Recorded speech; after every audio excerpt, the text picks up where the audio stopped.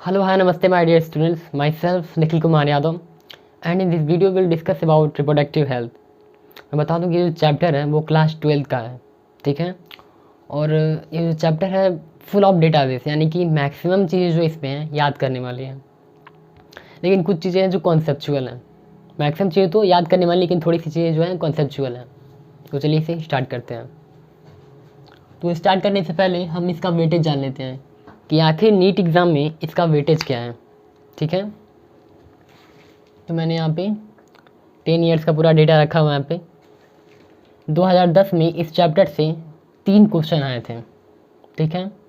2011 में 3, 2012 में 2 क्वेश्चन, 2013 में भी 3 क्वेश्चन, 2014 में 2 क्वेश्चन, 2015 में एक भी क्वेश्चन नहीं आया था, और 2016 में 2 क्वेश्चन, 2017 में 3 क्वेश्चन, 2018 में 1 क्वेश्चन, 2019 में 3, 2020 में 2। यानी कि अप्रैक्सीमेटली हम मान सकते हैं कि इस क्वेश्चन से लगभग 2 to 3 क्वेश्चन आते हैं, यानी कि लगभग 2 से 3 क्वेश्चन, ठीक है। 2 से 3 क्वेश्चन आप मान के चल सकते हैं कि इस चैप्टर से आएंगे ही आएंगे नीट एग्ज़ाम में, ठीक। यह है इसका वेटेज, रिप्रोडक्टिव हेल्थ का वेटेज। तो चलिए अब हम चैप्टर को शुरू करते हैं, ठीक है। तो हमारे चैप्टर का जो पहला हेडिंग है वो है रिप्रोडक्टिव हेल्थ, ठीक है। तुम सबसे पहले ही जानते हैं कि रिप्रोडक्टिव हेल्थ होता क्या है। तो according to World Health Organization WHO, जो कि जेनेवा में स्थित है। कहाँ पे है? WHO। ये भी क्वेश्चन आ सकता है कि WHO कहाँ पे है, तो हम याद रखेंगे जेनेवा में है। तो according to WHO, reproductive health means that well being in all aspects of reproduction. यानी कि रिप्रोडक्टिव हेल्थ ही किसको कहेंगे? तो रिप्रोडक्टिव हेल्थ ही उसको कहेंगे जो फिजिकली, इमोशनली, बिहेवियरली और सोशली चारों एस्पेक्ट जिसके अंदर आएंगे, ठीक है। WHO के अकॉर्डिंग उसको रिप्रोडक्टिव हेल्थ ही नहीं कहेंगे जिसके रिप्रोडक्टिव ऑर्गन सिर्फ सही है। उसके साथ साथ आपको फिजिकली भी मतलब हेल्दी होना चाहिए, इमोशनली भी हेल्दी होना चाहिए, आपका बिहेवियर कैसा, आपका व्यवहार उस रूप से आपको हेल्दी होना चाहिए, और सोशली यानी कि सामाजिक रूप से, ठीक है, सामाजिक रूप से, ठीक है, यानी सोशली भी आप हेल्दी होने चाहिए। नेक्स्ट हेडिंग है हमारा रिप्रोडक्टिव हेल्दी सोसाइटी, यानी ये तो हो गया रिप्रोडक्टिव हेल्थ किसको कहते हैं। नेक्स्ट है रिप्रोडक्टिव हेल्दी सोसाइटी, कि किस सोसाइटी को रिप्रोडक्टिव हेल्थी सोसाइटी मानेंगे according to World Health Organization, ठीक। तो a society with people having physically and functionally normal reproductive organs, मतलब उनके रिप्रोडक्टिव ऑर्गन्स भी सही होने चाहिए और वो फिजिकली भी स्वस्थ होने चाहिए, एंड नॉर्मल इमोशनल, ठीक है, इमोशनली रूप से भी, behavioural interaction among them in all sex related aspects might be called reproductive health society. यानी कि सेक्स रिलेटेड एस्पेक्ट्स की को लेके उनके बीच क्या बिहेवियर है, क्या इमोशन है, उनका ओपिनियन क्या है, ठीक है। तो ये हो गया रिप्रोडक्टिव हेल्थ किसको कहेंगे रिप्रोडक्टिव हेल्थी, जो फिजिकली, इमोशनली, बिहेवियरली, सोशली यानी कि चारों रूप से जो हेल्दी रहेगा उसी को हम रिप्रोडक्टिव हेल्दी कहेंगे। और अगर हम आते हैं रिप्रोडक्टिव हेल्दी सोसाइटी की, तो वहाँ भी फिजिकली और इमोशनली रिप्रोडक्टिव ऑर्गन्स भी इसके सही होने चाहिए, इमोशनली भी हेल्दी होना चाहिए, बिहेवियरली उनका इंट्रैक्शन बीच में उनके क्या सेक्स रिलेटेड के लेके क्या एस्पेक्ट्स हैं वो भी मैटर करता है यहाँ पे, ठीक। तो अब नेक्स्ट हेडिंग की तरफ problems and strategies reproductive health के, ठीक है। यानी कि रिप्रोडक्टिव हेल्थ के प्रॉब्लम्स और स्ट्रेटजीज क्या होंगे, ठीक। तो क्या होंगे? India was among the first country in the world initiate action plan programme at a national level. यानी कि जो इंडिया हमारा जो देश है, ये दुनिया की पूरे वर्ल्ड की पहली कंट्री है जो रिप्रोडक्टिव हेल्थ को लेके सीरियस हुई, वो भी नेशनल लेवल पर, ठीक है। नेशनल लेवल पे लेके सीरियस हुई कब? 1951, ठीक है, 1951 में। एज ए सोशल गोल, उसे एक एज ए सोशल गोल बनाकर इंडिया की तरफ से पहला और लेके चला गया। उसका क्या नाम था? Family planning.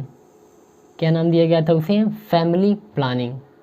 यानी कि इसमें सबसे इम्पोर्टेंट चीज़ क्या है कि इंडिया जो है पूरे वर्ल्ड में फर्स्ट कंट्री थी जो रिप्रोडक्टिव हेल्थ को लेके सीरियस हुई और उसे नेशनल लेवल पर लेके एक सोशली गोल बनाकर लेकर चला गया, जिसे क्या नाम दिया गया, फैमिली प्लानिंग। क्या नाम दिया गया, फैमिली प्लानिंग।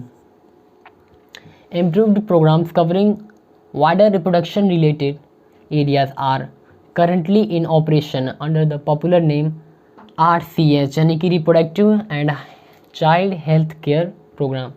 बाद में फैमिली प्लानिंग को और ज़्यादा इम्प्रूव किया गया, ठीक है। फैमिली प्लानिंग जो पहले था उसका जो नाम रखा गया था उसको और ज़्यादा इम्प्रूव किया गया और उसका नाम रखा गया RCH, है ना, reproductive child and health care programmes. देखिए यहाँ पे reproductive and child health care programmes, इसको और भी ज़्यादा इम्प्रूव किया गया। तो ये भी क्वेश्चन आता है कि फैमिली प्लानिंग को बाद में इम्प्रूव करके कौन सा नाम रखा गया, तो RCH, reproductive and child health care programmes, ठीक। ये भी हेडिंग हो गया। अब नेक्स्ट हेडिंग की तरफ बढ़ते हैं। नेक्स्ट हेडिंग है हमारा awareness about reproduction related aspects, ठीक है। यानी कि रिप्रोडक्शन रिलेटेड जो आस्पेक्ट थे उन्हें इंडिया में कैसे फैलाया गया, हर आम आदमी तक कैसे पहुंचाया गया, ठीक है। तो with the help of audio visual and print media. Audio मतलब उस टाइम जो रेडियो होते थे वहाँ पे, मतलब उसको भी उसके माध्यम से भी फैलाने की कोशिश की गई। फिर विजुअल यानी कि जो टीवी पे ऐड के माध्यम से, जब टीवी पे कोई सीरियल या कोई मूवी आती थी तो बीच में ऐड आता था, तो उस ऐड में वो रिप्रोडक्शन रिलेटेड एस्पेक्ट्स को बताते थे, ठीक। तो पहला क्या था, audio visual print media. Print media मतलब न्यूज़ में उस टाइम जो न्यूज़ जो अखबार प्रकाशित होते थे उन पे भी इसको प्रिंट किया गया। फिर जो डाकघर के टिकट होते थे उन पे, या फिर गवर्नमेंट की स्कूल के दीवारों पर पेंट के माध्यम से इसको बनाया गया। फिर गांव तक भी पहुंचाया गया। ऐसे करके यानी कि 4 चीज़ों का यूज़ किया, audio visual and print media. और किसके द्वारा, government and non governmental agencies, यानी कि ये गवर्नमेंट के द्वारा भी और नॉन गवर्नमेंट यानी जो प्राइवेट एजेंसीज थी उन्होंने भी बढ़ चढ़ के भाग लिया। Taken various steps to create awareness, यानी इस अवेयरनेस को लेके वेरियस यानी बहुत बड़ा उन्होंने भी स्टेप लिया, उन्होंने भी इसमें सहभागीदारी निभाई, ठीक। A major role is played by parents, close friends, teachers, close relatives. मतलब इसको लेके जो सबसे मेजर रोल, ठीक है, जो सबसे मुख्य रोल होता है वो किसके द्वारा होता है, पेरेंट्स के द्वारा, क्लोज फ्रेंड्स अगर अच्छे हैं तो, टीचर्स, क्लोज रिलेटिव्स अगर अच्छे हैं तो। लेकिन अगर मेरा माना जाए तो सबसे इम्पॉर्टेंट, ठीक है, सबसे मोस्ट इम्पॉर्टेंट रोल इसमें पेरेंट्स का होना चाहिए इन सब चीज़ों को लेके, ठीक। नेक्स्ट है introduction of sex education in schools should also be encourage, यानी कि स्कूल्स में भी जो विद्यालय है उसमें भी सेक्स एजुकेशन को लेके इनकरेज करना चाहिए, उसका इंट्रोडक्शन देना चाहिए, ठीक। नेक्स्ट है proper information should be provide about, यानी कि निम्नलिखित जो चीज़ें हैं उनके बारे में प्रॉपर इंफॉर्मेशन प्रोवाइड होनी चाहिए हर किसी को। तो पहला क्या है, रिप्रोडक्टिव आर्गन्स, यानी कि जो मेल और फीमेल के रिप्रोडक्टिव आर्गन्स हैं हमें अपने अपने रिप्रोडक्टिव आर्गन्स के बारे में सब कुछ और अच्छे से हर एक चीज़ के बारे में पता होना चाहिए, ठीक है, पहला तो ये है। और नेक्स्ट क्या है, adolescence and related changes. Adolescence मतलब एट द प्यूबर्टी, एडोलेसेंस मतलब प्यूबर्टी यानी कि किशोरावस्था, क्या होगा, किशोरावस्था, यानी कि किशोरावस्था एंड रिलेटेड चेंजेस, और उस टाइम होने वाले हार्मोनल चेंजेस, उस टाइम जो हार्मोनल चेंजेस होते हैं, जो हार्मोन्स के चेंज होते हैं उनके बारे में भी हमें पता होना चाहिए, ठीक। नेक्स्ट है safe and hygienic sexual practice, क्योंकि इसके बिना हमें एसटीडीएस, एड्स जैसे और डेंजरस डिजीज़ होने का खतरा रहता है। एक्चुअली में इसे एसटीडी ना बोल के एसटीआई बोलना चाहिए। क्या बोलना चाहिए, एसटीआई, सेक्सुअल ट्रांसमिटेड इन्फेक्शंस, ठीक है, इसका फुल फॉर्म होगा सेक्सुअल ट्रांसमिटेड डिजीज़, ठीक। और ये भी ये दोनों एक तरह से सेम ही हैं, ठीक। तो नेक्स्ट हेडिंग पे चलते हैं अब। तो नेक्स्ट हेडिंग है स्ट्रैटेजीज, कि इसकी स्ट्रैटेजीज क्या होनी चाहिए, ठीक। इसकी स्ट्रैटेजीज क्या है? People specially fertile couples and those in marriageable group, ठीक है। कि मतलब सबसे पहले गवर्नमेंट ने उन लोगों को टारगेट किया, मतलब एजुकेट, इन सब के बारे में एजुकेट करने के लिए, जो रिप्रोडक्टिव हेल्थ है उनको एजुकेट, किसको मतलब सबसे ज़्यादा इंपॉर्टेंस होगी इसकी, और किसको सबसे ज़्यादा नीड होगी उस टाइम। तो है फर्टाइल कपल, ठीक है, जो फर्टाइल कपल्स हैं, और सेकेंड मैरिजेबल एज के ग्रुप, यानी कि जो लोग प्यूबर्टी से आगे, ठीक है, जो मैरिजेबल एज के हैं उनको एजुकेट करने के बारे में सोचा गया। तो पहला क्या है? अवेलेबल बर्थ कंट्रोल ऑप्शंस, यानी कि कॉन्ट्रासेप्टिव मेथड्स। इनको पता होना चाहिए कि जो कॉन्ट्रासेप्टिव मेथड्स हैं वो क्या होते हैं, इनके बारे में क्या होता है, ठीक है। किसको किसको? फर्टाइल कपल्स और मैरिजेबल एज ग्रुप के लोगों को।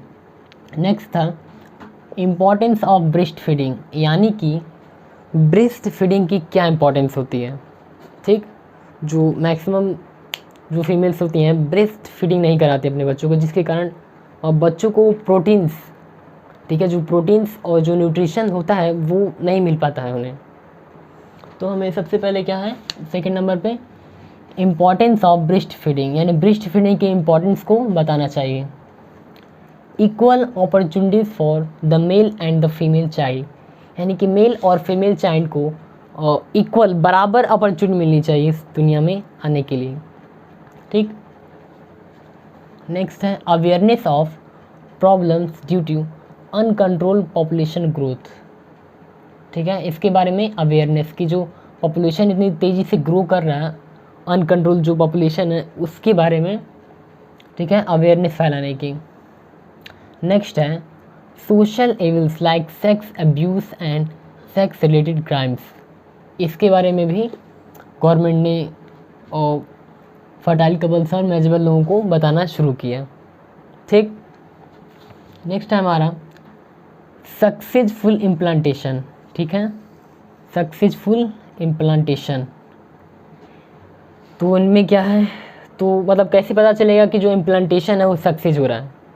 जो गवर्नमेंट इतनी मेहनत कर रही है कॉन्ट्रासेप्टिव मेथड से, या फिर जो भी प्रचार के माध्यम से, ऐड के माध्यम से, ऑडियो विजुअल प्रिंट मीडिया इतना हार्ड वर्क कर रही है, तो कैसे पता चलेगा कि सक्सेसफुल इम्प्लीमेंटेशन हो रहा है, ठीक। तो उसका पहला है कि इंफ्रास्ट्रक्चरल फैकल्टीज, यानी कि गांव में, शहरों में मैक्सिमम और कम दूरी पर हॉस्पिटल्स होने चाहिए, ठीक है। मैक्सिमम हॉस्पिटल्स होंगे उससे पता चलेगा। पहला है इंफ्रास्ट्रक्चरल फैकल्टीज़। सेकंड है प्रोफेशनल एक्सपर्टीज़, यानी कि हॉस्पिटल्स वगैरह रह के क्या करेंगे जब उसमें डॉक्टर ही नहीं रहेंगे, या फिर एक्सपीरियंस जो प्रोफेशनल अच्छे डॉक्टर नहीं रहेंगे, तो जगह जगह हॉस्पिटल बनाने का फ़ायदा क्या होगा, ठीक। तो नेक्स्ट डे हो गया। और तीसरा, ये भी इम्पॉर्टेंट है, मटेरियल सपोर्ट, यानी कि hospitals, infrastructural faculties, doctor, professional expertise रह के क्या करेंगे जब उसमें ड्रग्स, जो मेडिसिन है वही नहीं रहेगा। यानी कि गवर्नमेंट को हॉस्पिटल्स बनवाने के बाद, डॉक्टर्स में भेजने के बाद उन्हें मेडिसिन सपोर्ट भी देना चाहिए, ठीक है। अगर इतनी चीज़ें मिलती हैं तब हम मानेंगे कि जो इम्प्लांटेशन है वो सक्सेस हो रहा है, ठीक। ये तीनों चीज़ें होंगी तब,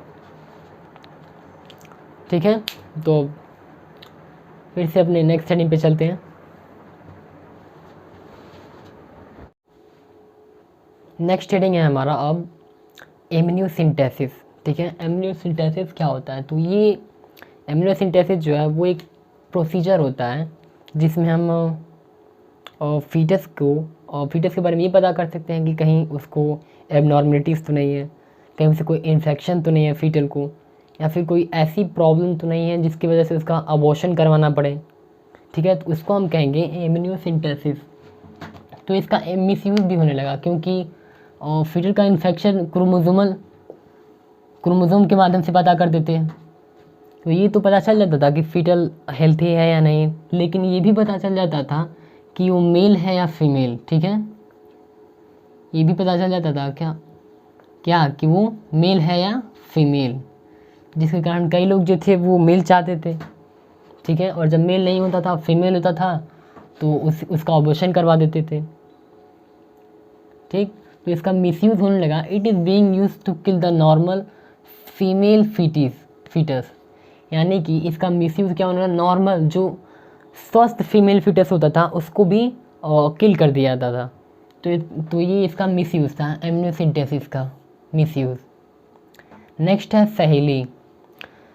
सहेली the new oral contraception for the female was developed by scientists at Central Drug Research Institute CDRI in Lucknow India, यानी कि लखनऊ में, ठीक है, अपने ही देश लखनऊ में और एक साइंटिस्टों के द्वारा एक ओरल कॉन्ट्रासेप्टिव मेथड बनाया गया जिसका नाम था सहेली।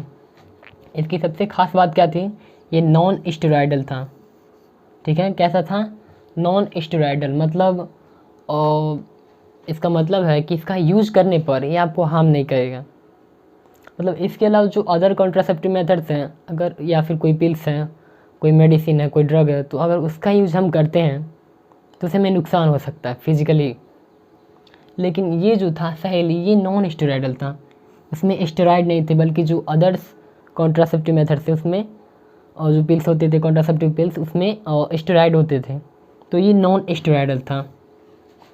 और नेक्स्ट इसकी विशेषता, यानी कि विशेषता जो थी वो थी वंस इन अ वीक, यानी इसे एक सप्ताह में सिर्फ एक बार लेना होता था, एक वीक में सिर्फ एक ही बार। और जो अदर कॉन्ट्रासेप्टिव पिल्स होते थे उन्हें डेली लेना पड़ता था, जिससे वो हमारी बॉडी को नुकसान करते थे, फीमेल बॉडी को। लेकिन ये क्या, वंस इन अ वीक, यानी कि वीक में सिर्फ एक ही बार लेना था और ज़्यादा नहीं लेना था। और ये नॉन स्टेरॉयडल था। कहाँ पे बना था ये, लखनऊ में, यानी कि लखनऊ में, ठीक। बस अब नेक्स्ट हेडिंग है हमारा पॉपुलेशन एक्सप्लोजन, पॉपुलेशन एक्सप्लोजन। तो चलिए इसे देखते हैं हम कि पॉपुलेशन एक्सप्लोजन में पॉपुलेशन क्या है। Total number of individual of species present in a given area at a particular time, यानी कि एक स्पीसीज, कोई भी एक स्पीसीज, डॉग, कैट, काऊ या ह्यूमन, एक स्पीसीज और गिवन एरिया, यानी किसी एरिया में पार्टिकुलर टाइम में किसी भी स्पीसीज की टोटल नंबर ऑफ इंडिविजुअल होता है जो है, उसी को पॉपुलेशन कहते हैं।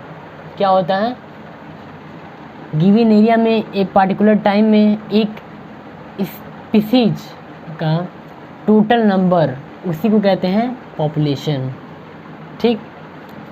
उसका एक पार्टिकुलर टाइम होना चाहिए कि किस टाइम में किस जगह का किस स्पीसीज की हम जनसंख्या ज्ञात कर रहे हैं, ठीक। नेक्स्ट है डेमोग्राफी। डेमोग्राफी क्या होता है, स्टडी ऑफ पॉपुलेशन, इसको कहते हैं डेमोग्राफी, ठीक। Official count of people census, यानी कि पॉपुलेशन की जो काउंटिंग है, ऑफिशियल काउंट को कहते हैं सेंसस। इसे हिंदी में बोलते हैं जनगणना। क्या बोलते हैं, जनगणना। अंडरटेकन एवरी 10 ईयर्स, यानी प्रत्येक 10 साल में जनगणना की जाती है, सेंसस की जाती है। In India first census 1872, 2011 to 21, यानी कि अपने भारत में 3 बार सेंसस, यानी कि 3 बार जनगणना हुई है, ठीक। याद आपको समझ में आया होगा। नेक्स्ट है the India population which was approximately 350 million at the time of our independence, यानी ये क्वेश्चन एग्ज़ाम में आता है, ठीक है। ये क्वेश्चन एग्ज़ाम में पूछता है कि एट द इंडिपेंडेंस हमारी पॉपुलेशन उस टाइम कितनी थी, तो 350 मिलियन, ठीक है। 350 मिलियन उस टाइम हमारी पॉपुलेशन थी। कब, इंडिपेंडेंस के टाइम, जब हमारा जो भारत है स्वतंत्र हुआ था, उस टाइम जब इंडिया इंडिपेंडेंस हुई थी। इन 2001 में 1 बिलियन थी, 2011 में 1.2 बिलियन और 2021 में 1.3 बिलियन, यानी कि ये जो है ये लेटेस्ट, ठीक है, लेटेस्ट अपडेट है। लेटेस्ट अपडेट 2021 में 1.38 बिलियन है हमारा पॉपुलेशन इंडिया का। रेशियो ऑफ वर्ल्ड, ठीक है, रेशियो ऑफ वर्ल्ड इंडिया, यानी कि इसका कहने का मतलब है कि दुनिया में, ठीक, दुनिया में प्रत्येक 6 लोगों में एक व्यक्ति इंडियन है।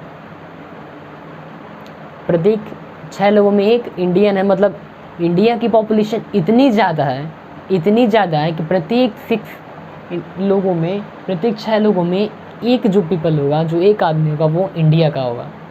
इस तरह से हम समझ सकते हैं, ठीक। तो पॉपुलेशन एक्सप्लोजन, पॉपुलेशन क्या है कि किसी भी पर्टिकुलर टाइम में, एक निश्चित टाइम में, किसी एरिया में किसी स्पीसीज की संख्या ज्ञात करना ही पॉपुलेशन कहलाता है। डेमोग्राफी का क्या बताया? डेमोग्राफी का स्टडी ऑफ पॉपुलेशन, उसको डेमोग्राफी कहते हैं। और अंडरटेकन एवरी 10 ईयर, जो प्रत्येक 10 साल में होता है। सेंसस को जनगणना कहते हैं। इंडिया फर्स्ट सेंसस 1872, यानी कि 1872 में पहला जनगणना हुआ था इंडिया में। The India population which was approximately, यानी कि इंडिपेंडेंस डे के टाइम, स्वतंत्रता के टाइम, इंडिया जब इंडिपेंडेंस हुआ था उस टाइम इंडिया की पॉपुलेशन 350 मिलियन थी, ठीक। और प्रेजेंट टाइम में 2021 में, जो प्रेजेंट टाइम में हमारी पॉपुलेशन 1.38 बिलियन है। ये हमारा लेटेस्ट अपडेट है, ठीक। अब नेक्स्ट हेडिंग पे चलते हैं। हमारा नेक्स्ट हेडिंग होगा रीज़न ऑफ पॉपुलेशन, ठीक। पॉपुलेशन का आखिर रीज़न क्या है, कारण क्या है, वो हम देखते हैं।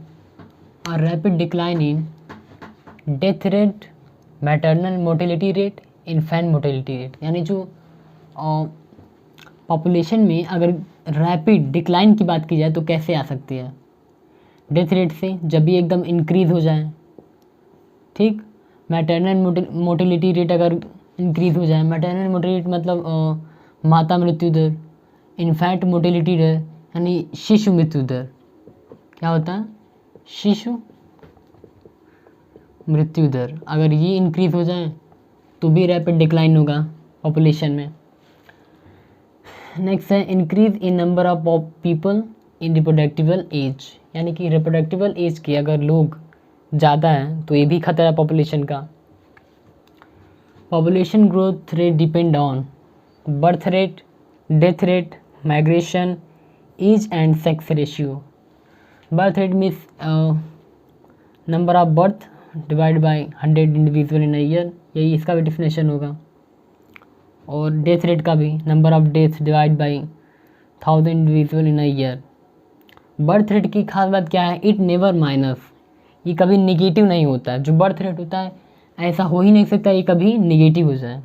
हाँ, ग्रोथ रेट जो है वो निगेटिव हो सकता है कि ग्रोथ निगेटिव हो गई, ठीक, लेकिन बर्थ रेट कभी भी निगेटिव नहीं हो सकती है, ठीक।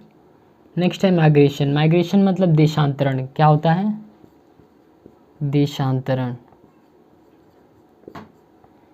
ये भी 2 टाइप का होता है, इमिग्रेशन और इमाइग्रेशन। इमिग्रेशन मतलब अपने देश से दूसरे देश में चले जाना। जैसे अगर इंडिया से कोई अमेरिका या जापान जाता है तो वहाँ की पॉपुलेशन में हम वृद्धि कर रहे हैं, ठीक है, वहाँ की पॉपुलेशन इंक्रीज़ होगी।